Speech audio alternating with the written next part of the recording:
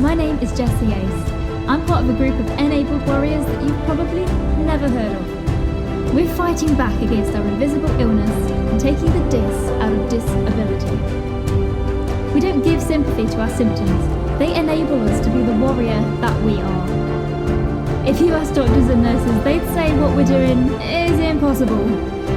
But pushing the limits of our conditions is something that we have to break through every single day.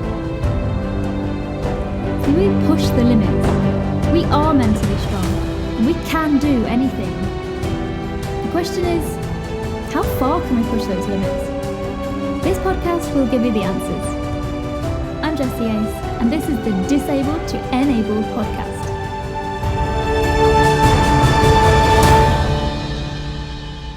Hey Enable Warriors! Today on the show we have a fitness expert in the name of Don Thorpe. So he started his business disability training in 2008. Dom's mum unfortunately had MS and she did pass away, so that was kind of his inspiration. She bought endless bits of exercise equipment from infomercials, just like my mum did, and they kind of ended up in the corner of the room. So he kind of saw that they didn't help us, but he believes in helping people with different abilities become active. And that's something not a lot of personal trainers do, to be honest. He's worked with people with all kinds of disabilities, adopting the focus of what you can do rather than what you can't. And there are a lot of physical benefits to exercise, which Dom's going to share with you now. And I'm so excited for this interview. Please help me in welcoming Don Thorpe, everybody. Woo! Hi. Hey, Dom. How you doing? Very well. How are you? Awesome. Thank you. So can you tell us a little bit more about who you are, what you do day to day? Yeah, so as you've rightly said, I'm Dom Thorpe. I'm a fitness coach for disabled people. So I split that between going to people's houses and helping them train in their homes, but also remote coaching around the world where I design programs for people with physical limitations and try and show them that they can do exercise and that there are ways to do it if you think outside of the box a little bit. Awesome. I like that. That's cool. So how did you first get into personal training? Well, I did engineering at university, but I got a part-time job in the gym while I was there. Turns out, not a very good engineer. So, so I sort of went into the fitness industry and gained some fitness qualifications while I was working at the gym. And then about 2 or 3 years after that, I set up my own company with a focus on doing disability fitness. That was 2008, and yeah, I've been running that company ever since then, really. Fabulous. That sounds really good. So what do you think is different about training someone with a long-term health condition versus someone that's like perfectly healthy? So first of all, trying to change the attitude is an initial barrier. Okay, so first of all, you need to make people understand that it's still important. Even if your body doesn't function, I'm going to use the quote marks normally, if it doesn't function the way other people's functions. B, that you can do it as well, as long as you you move away from what conventional exercise might be. And then C, that you should do it so that actually it will benefit you. And I always like to use the concept of an ability spectrum. And I don't know if you've heard me mention this before, but I don't really like the term disabled because I think it's a bit of it's a construct that we give to people and label them. And having that label doesn't physically change you at all. I prefer to believe in a spectrum sort of from able to less able, and we're all on the same spectrum somewhere, different places. But primarily, the important thing to remember is, depending on how we live our lives, we can either slide further down the spectrum or we can climb up it if we do the right sort of physical activity and take care of ourselves. Absolutely. It's definitely a mindset thing, isn't it? And it's, you either go one of two ways. I think. Yeah, exactly. And now I'm trying to stop people from sliding gradually down it, basically. So, it's working. It's working. I think it's working slowly but surely. Well, you've got a really, really good Facebook group, haven't you? Which I am actually part of, and I do go in there quite a lot. And it's really good. It's really informative and things. And I really loved a post that you did the other day where you said, it was something like show us the colourful meal or something that you've prepared. I love that. Right. Yeah, colourful meals. Yeah, I always think our meals tend to look a bit beige, lots of carbs and stuff. So I try and get colourful vegetables and fruit into the mix a little bit. So I love that. I think that's great. How important do you think diet is? How important do you think diet is to someone who has an invisible illness or health condition? yeah, very important. I mean, there are two aspects to it, actually. I'm of the belief that if you want to control your weight, you should do it via your diet rather than exercise, because I think exercise should just be part of your life. You shouldn't have to increase the volume of exercise or drop it depending on whether or not you want to lose or gain weight. So I think important to understand that managing your weight, the effect that that will have on your mobility, and I always say, if I gave you a 2 stone or a 10 kilo bag or something and said, right, carry that around all day, you'd find it incredibly difficult, right? But people are doing this without realizing it by gaining weight over years and years and years. So I think sort of from a weight perspective, it's incredibly important. From a symptoms and conditions perspective, I do think it plays a part as well. And although there are lots of conflicting sort of theories on what's the right approach and whether or not to eat meat or not, or plant-based and stuff, I do think that having a lot of processed foods in your diet is probably likely to have a negative effect on your physical state, and certainly likely to contribute to many of these conditions that we're seeing that tend to be increasing in numbers around the globe. So 100% agree with that, definitely. So I made the switch a couple of years ago where I took out most of processed food. I kind of go with an 80-20 rule, because I think in a kind of mindset kind of way, I think it's important for your mental health to also have that little tiny bits of really fancy kind of thing. Totally. And the 80-20 thing is exactly what I say to my clients and stuff. I give them a meal plan and I say, if it's perfect, this is what it's going to look like. But 80-20, you don't need to do this every day. Some people do still. Some people stick to it 100%. But if it works for them, that's fine. That's fine. Because I know when I was first diagnosed, I kind of went, well, I had no idea, like whatsoever. So I kind of just went all in, and I was like, right, I'll cut out every kind of thing, and I'll only eat this. And it was absolutely awful. I can imagine. I sort of want to swap. I want to get that out of people's heads right now. Okay. How can you encourage someone with an invisible illness or long-term condition to really start exercising? Like, what's the main barrier that you've got to break down, do you think?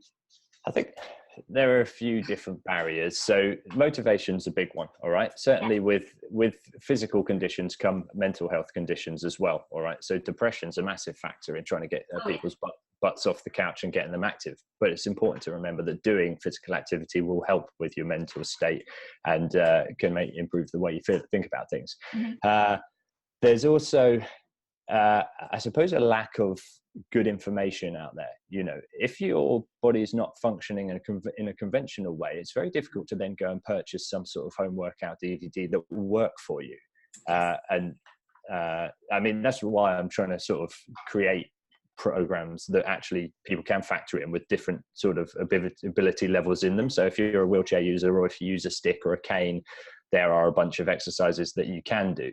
So learning where to find that information is a big barrier, but I think also it's getting your sort of your head around the idea that you can do it if you can work out how, and you can learn a little bit. But this is the thing, fitness takes quite a long time to learn, and sometimes it's easier just to get somebody to tell you the necessary parts quite quickly in a short and quick methods. Well, absolutely. I mean, at the end of the day, you're the expert, aren't you? So it wouldn't make sense for me to go and spend hours reading loads of different conflicting bits of information online. It would make more sense for me to just come to you. No. Wouldn't it? So I mean, it sounds like we're plugging my service massively, but we're not. Like it's just. But you'll be surprised the amount of people that hit my website. I mean, all you need to do is Google disabled personal trainer, and I'm like, the whole of the first page is me. But you'll be surprised at the number of people that come to my website and say, "Oh my God, it's taken me ages to find this," and I'm thinking, what were you searching for? Like, but there is definitely a lack of information out there. So that's a problem that we've got to try and address. Absolutely, yeah, and that's the main reason, really. I mean, like I was talking to you on before this call, I spent the first 5 years after my diagnosis not doing anything because my neurologist said, "Oh, don't do that because you're going to push yourself too hard. Don't do this because you're going to push yourself too hard. You can have a relapse." And it was all very scary, and I think that was the wrong information for them to give out. Yeah, absolutely. So I've kind of completely gone against all their advice now, and I've decided to try and run a 5K. And train for that instead, do the couch to 5K thing and get all, do all that sort of business. Good work. So I think that's a really, thank you. I think that's a really important thing that we should be encouraging other people to do as well. Like it is a simple thing that you can actually do. And it's very beneficial as well. I mean, what do you think are the main benefits of exercise? Do you mean sort of running specifically, or just exercise in general? Just in general, yeah, just in general. I mean, well, there are functional benefits to it. It prolongs the ability of you to perform everyday tasks, right? If you're working at trying to improve your strength, flexibility, endurance, things like that, it basically means that day-to-day tasks are going to be a lot easier for you. You're sort of, and by doing that, you're kind of fighting what is conventionally considered traits of aging, which personally, I don't believe age is a massive factor in most people's physical ability. No. I think if you're an elite athlete and you're right at your maximum potential and you're hitting your 30s, I think for elite athletes, there is a decline in their capability due to age, but none of us are anywhere near our potential. So I know that I will continue to get stronger and fitter over the next few years, and I'm nearly 40, right? So no, you do not look nearly 40. I try and stretch out the crow's feet in the corner of the eye. So, yeah, it's my 40th birthday next year, and my plan's to be as fit and healthy as ever. Okay, and I think I will be. So from an age perspective, there's that benefit. We've mentioned the mental health benefits as well of it, but also when you've got a physical condition that's likely to make your body sort of have some sort of accelerated deterioration, it's really important to try and combat that by doing everything you can to try and maintain strength, endurance and flexibility, to try and make sure that you still can do simple things like transferring from your car to your wheelchair, or transferring from, I don't know, bed, bathroom to toilet, anywhere. It's really important. Yeah, absolutely. I mean, people don't really talk about that, do they? So exercise really is combating the decline of your invisible illness or your disability as a whole. Yeah. I'd never thought about it that way. That's really interesting. No, but I have to be quite careful when I say that, because I get lots of people from like nurses and NHS and stuff saying, "Oh, you can't stop the progression of MS and stuff." And it depends on what your definition is. Like, there's no evidence that sort of doing exercise stops lesions or relapses or things like that. But we know that exercise can improve the things that are likely to happen as a result of these conditions. So if you can make yourself stronger, then that's combating the natural effect of getting weaker. So it's a no-brainer to me. Absolutely. And I have the idea that the body is a slave to the mind. So whatever your mind thinks, your body will do. Yeah. So if you are, and that's the benefit of being more positive, and if you exercise more, you have more dopamine, you have more, good kind of hormones rushing around in there, and absolutely, it makes you a lot healthier. It makes you a lot happier. Yeah. Absolutely. Which in turn makes your body healthier. So it's all a big cycle. Indeed. And this is something that we haven't mentioned, and I don't like to go onto it too much, because the old me was very focused on my appearance as a result of exercise. As I get older, I'm more focused on health. But the good news is they come hand in hand, really. I mean, a fit, well-functioning body generally looks the way conventionally people would say it looks fit, looks healthy, looks beautiful, or whatever. So if you focus on being fit and healthy, the other stuff takes care of itself, I think. Yes, exactly. And you're channeling your energy into something really positive as well. Which exactly. Yeah. Just helps, guys. So enabled warriors out there, if you're listening to this, try exercise and go and find Dom specifically, because I think he's amazing. Because like like I was saying, I wanted to join a gym quite a while ago, but the one thing that put me off it was the fact that I was really worried that the personal trainer wouldn't understand MS and it would push me too hard, and it would damage me in some way, which is why I never went to the gym. So when I found the MS gym on Facebook, I was like, oh my god, this is perfect. Yeah. So yeah, I was like, totally have to get involved with that. That's amazing. Yeah, you'd be surprised. Pretty much everybody that comes to me says, "Oh, I've been to the gym. I've tried a trainer there, but they didn't understand." They're all about that one more rep. Come on, yeah. And it's not what you need to hear if you've had a bad fatigue day. Yeah, exactly. It really does. Can you share one of your main tips for feeling empowered at all? That's a good question. Okay, so I guess being empowered would come from understanding that you can achieve things. Okay, so in order to achieve things, you kind of got to set yourself a goal first of all, something that you can actually check off once you've done it, and start with something sensible first of all, right? So if you come in with a sensible goal, and it might be to get to the gym or to do a home workout or something like that, all right? Yes.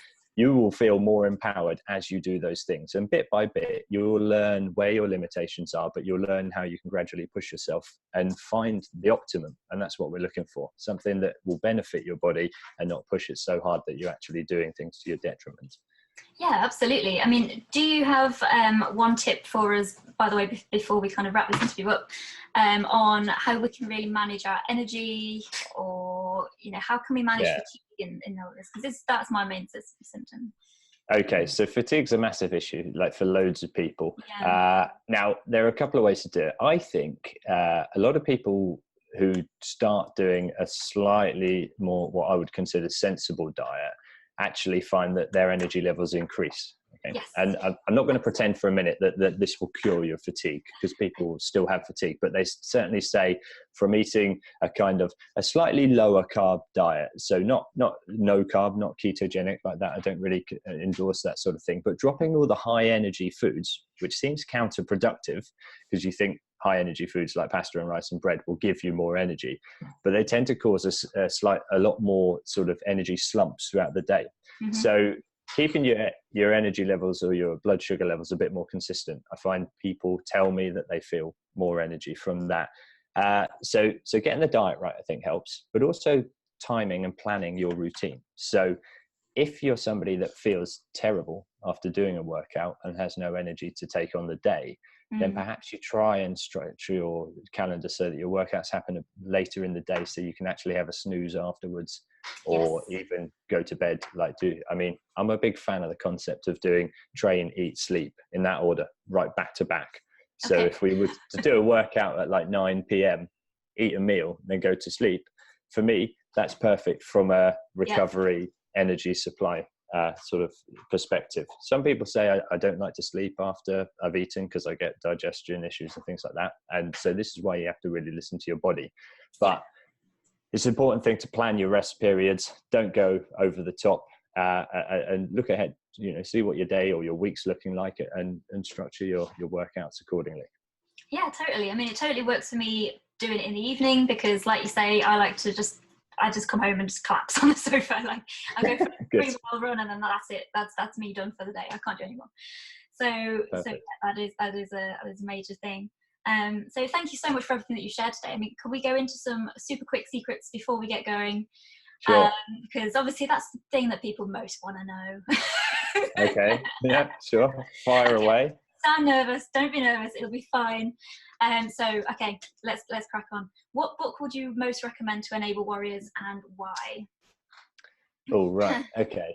I am quite boring with books. I pretty much only read business or life coaching books, actually.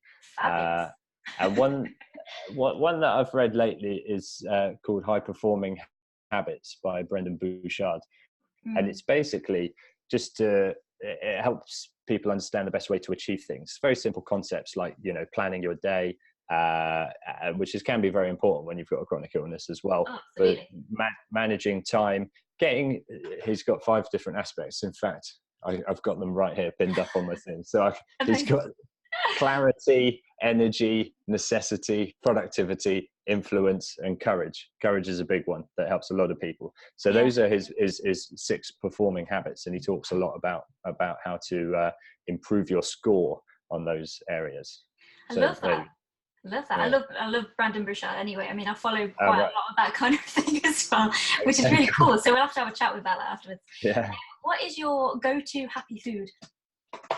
Ooh, me and my wife have a guilty pleasure, which is a night of cocktails and a Michelin star restaurant. So that sounds good. I mean, we used to do it more frequently, but now we've got a baby, we've had to sort of cull the number of trips that we go on for that sort of thing. But certainly on birthdays and anniversaries, we'll do that. Hit up a cocktail to start with, nice sort of taster menu.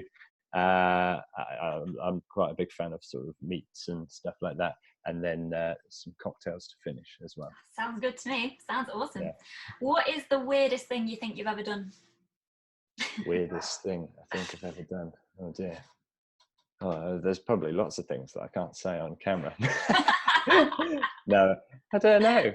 Amazing. I needed that question before the interview, so I could have spent some time thinking about it. We can come to the end if you want. Yeah, I don't. If it comes to me, then I'll tell you later. Yeah, you can post it in the sub notes. What's the favourite place that you've ever visited and why? So there's a place in France called Carcassonne, which is a small citadel, a medieval village, which is castle walls, and then it's got a little village in there and a castle. And me and my wife are fascinated by castles.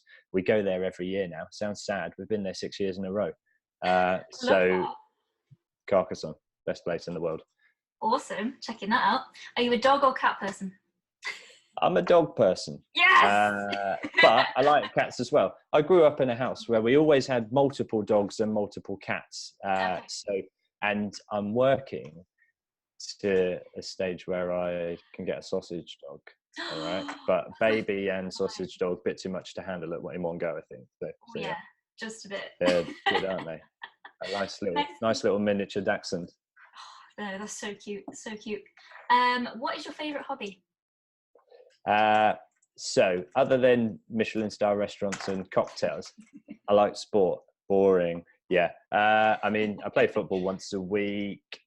Used to be basketball and martial arts, although it's a bit more tricky to fit that in now. I'd say Sunday football. Bit of business is a bit of a hobby of mine as well. That's again a bit boring, but I'm interested in business. It always have been since I set up my business. So yeah. Cool. No, that sounds good. Okay, I'll merge the last two, and if you can't think of one, that's totally fine. All right. Weirdest / scariest thing that you've ever done? Scariest thing I've ever done was me and my. Can I show you on camera quickly? Yeah. This guy, Matt. We were business partners in a company called Wireless Fitness, where we created silent disco fitness classes, or a headphone system that would allow instructors to do that. And we went on Dragon's Den, and it was frightening. Like the most nervous or scared I've ever been was when I was standing in the lift. It's a fake lift when you. And they made us wait in there for ages, and I was getting more and more nervous, and the pitch went on for about an hour. No, was it about an hour and a half? Yeah, pitch was an hour and a half long. That was frightening. So, and quite interesting as well. Oh my gosh, that sounds very scary. Where can other warriors find out more about you and what you do? So if you can Google Dom Thorpe, or you can Google disability training. That will bring up any number of sort of websites, or my YouTube. But I have a Facebook group. It's called Fitness Insights for Multiple Sclerosis with Dom Thorpe. So the group's free. Anybody who wants a bit more information or a bit of good banter, and I'm adamant that we keep the group positive. It's not one of these places where people go and have a bit of a rant about bad things. I delete those posts when when they come in. But I want it to be a place for people to get good inspiration, good information, and good motivation. So if that's what people are looking for, then let's search up that group on Facebook. You can also follow me on Instagram and Twitter as well. But fabulous. Do you want to just repeat that handle again? Just one more time. No, hold on, I don't even know what it is. If you, the easiest thing to do is to search for Dom Thorpe, like everything's under my name. So, or Dom Thorpe disability training. Okay, I'll put all these links in the description anyway above Enabled Warriors, so you can find Dom on there. Thank you so much for joining us today, having a chat with us. It's been absolutely amazing. So thank you so much. And Pleasure. Look forward to chatting with you again soon. Thanks, Dom. Yeah, lovely. Bye. Bye. If you want to fight back against your invisible owners and help take the dis out of disability, then join the tribe on Facebook, facebook.com/enabled warriors. If you love this podcast, click that subscribe button and never miss another episode. And remember, warriors, stay enabled.